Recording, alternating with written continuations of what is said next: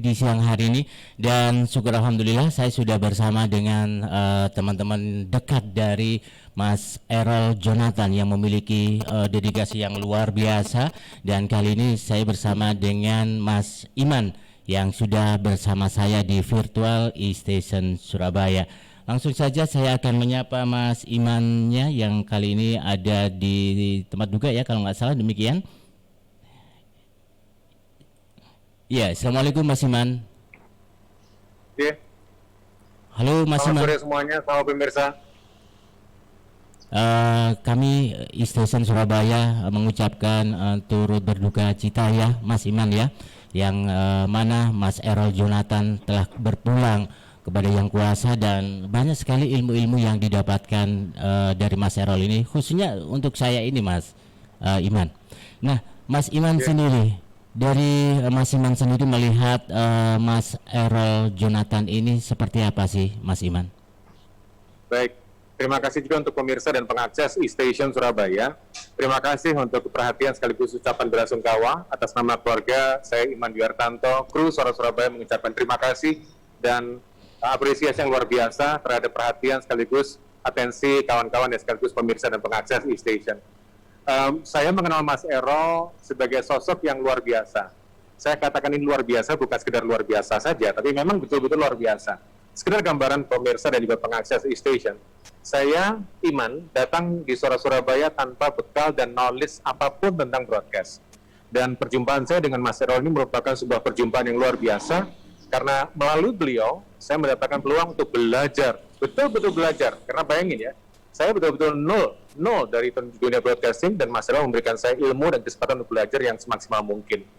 Sejak tahun 92 sampai dengan 2019 kemarin, saya adalah kru aktif di Suara Surabaya, dan karena situasi dan juga usia, saya sekarang masih berada di Suara Surabaya dengan status freelancer.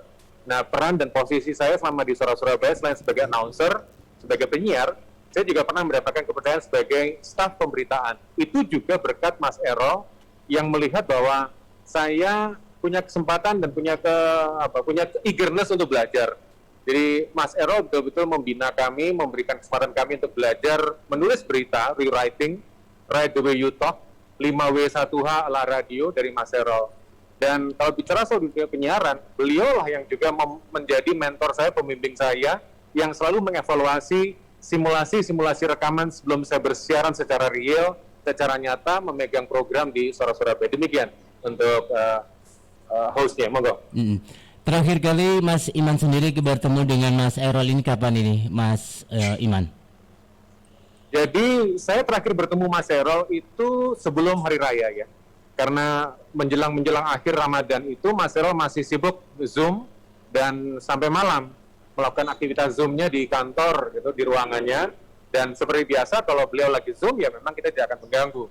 Tapi pada kesempatan untuk bercengkerama atau ramatama itu kadang-kadang siang pada saat kita sholat duhur gitu, Mas Errol datang ke ruang gatekeeper, lalu ngobrol-ngobrol, tanya-tanya, dan bahkan kadang beliau juga menemani kita untuk berbuka puasa. Beda agama, tapi Mas Errol juga menyempatkan untuk bersama-sama kami berbuka puasa ala kadarnya di lantai 1. Pada saat hari raya, kami sama sekali tidak bertemu dengan Mas Errol. Sebab biasanya gini, Mas Errol itu meskipun pada hari pertama selalu datang masuk kantor, memberikan perhatian, ucapan minal aidin wal faizin, mohon maaf lahir batin kepada kru yang merayakan Lebaran dan masuk pada hari pertama hari raya. Biasanya begitu. Tapi hari raya kemarin Mas Errol tidak masuk.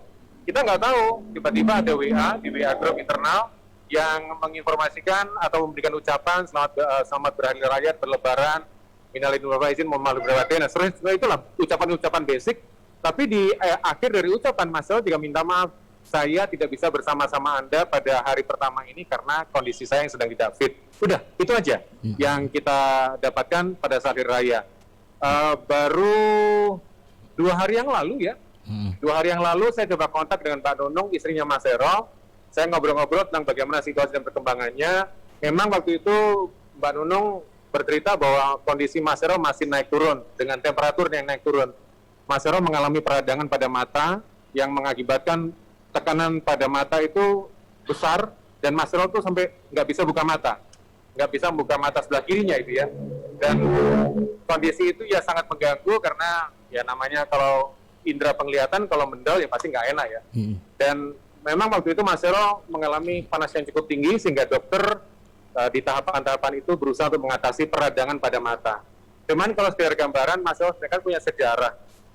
Mas Erol selain usianya sudah 63 tahun, Mas Erol juga punya sejarah pernah masuk rumah sakit karena jantung, dan beliau pernah dirawat di rumah sakit karena stroke yang lumayan, karena waktu itu kami mendapatkan info dari dokter kalau stroke-nya Mas Erol yang membuat Mas Erol masuk rumah sakit itu adalah yang kedua, stroke yang kedua. Karena stroke yang pertama, stroke istilahnya mild stroke ya.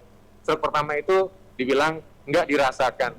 Jadi kalau dilihat dari history Mas Erol seperti itu. Saya mengenal Mas Erol sebagai seorang pekerja keras, pekerja kuat, dan pekerja yang tidak kenal lelah. Mungkin ini juga merupakan satu di antara kontribusi stamina Mas Erol drop di saat-saat seperti ini, gitu Mas.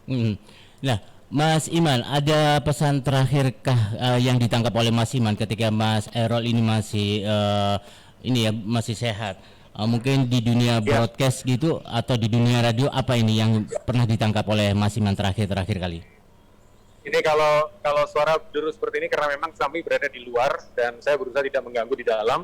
Jadi pesan Mas Erol waktu itu saya sempat telepon dan sempat ngobrol karena waktu itu komunikasi lewat Mbak Nunung ya. Jadi begitu Mbak Nunung memberikan tanda bahwa Mas Erol bisa terima telepon, saya segera telepon ke Mas Erol. Dan Mas Erol juga nanya kabar studio, bagaimana situasi kantor seperti apa, bagaimana dengan produksi dan karya-karya yang lain, mengingatkan seperti itu untuk produk-produk lain. Dan Mas Erol tanya, ada perkembangan yang menonjol nggak tentang situasi COVID dan segala macam. Biasa kan kita dalam pandemi, jadi update soal itu kita terus pantau terus di SS. Nah, pesan Mas Erol adalah ini yang saya tangkap dan baru terjemah sekarang. Jalin koordinasi, itu aja.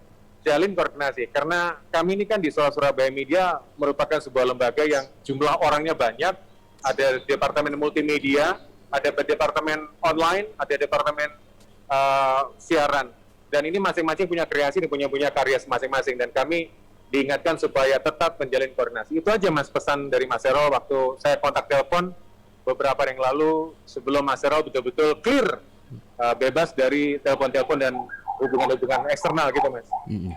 Dan ini untuk informasi pemakaman Mas Erol sendiri, ini rencananya kapan dan dimakamkan di mana atau disemayamkan di mana terlebih dahulu ini Mas Iman?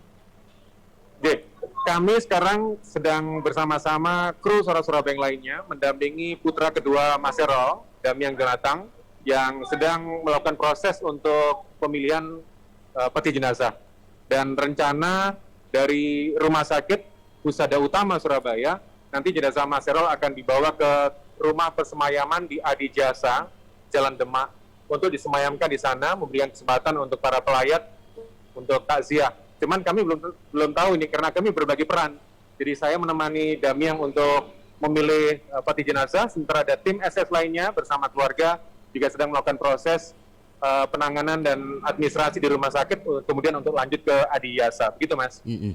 Baiklah kalau gitu Mas Iman, sebelumnya sekali lagi kami atas nama Station Surabaya mengucapkan bela sungkawa duka cita yang sangat mendalam sekali kepada Mas Erol Jonathan beserta keluarganya, dan tentunya ini merupakan sebuah hal yang sangat menyedihkan sekali ya Mas Iman ya. Dan juga teman-teman di Suara Surabaya sendiri luar biasa sekali yang memberikan penghargaan atau penghormatan terakhir untuk Mas Erol Jonathan yang kini sudah berpulang. Terima kasih Mas Iman sudah bersama kami di Stasiun Surabaya. Sekali lagi matur nuwun teman-teman untuk pemirsa dan pengakses Stasiun Surabaya. Monggo dilanjut Mas. Baik, terima kasih. Matur nuwun. Assalamualaikum. Waalaikumsalam warahmatullahi wabarakatuh. Ya, Lovers, itu tadi Mas Iman ya, selaku host dan juga teman dekat dari Mas Erol Jonathan yang sudah kita ajak ngobrol-ngobrol terkait bagaimana kondisi ataupun juga pesan-pesan terakhir dari Mas Erol Jonathan yang kini sudah berpulang. Dan tentunya ini membuat rasa duka yang paling sangat mendalam sekali karena banyak sekali ilmu-ilmu yang telah diberikan oleh Mas Erol kepada kita semuanya, termasuk saya dan mungkin Anda yang kali ini bergerak atau berkecimpung di dalam dunia broadcast, di radio ataupun juga di dunia penyiaran. Luar biasa sekali apa yang telah diberikan oleh Mas Erol kepada kita semuanya. Baiklah kalau gitu e-lovers, kita lanjutkan kembali perjumpaan kita di kesempatan kali ini. Saya Yohan Sasamudra masih menemani Anda.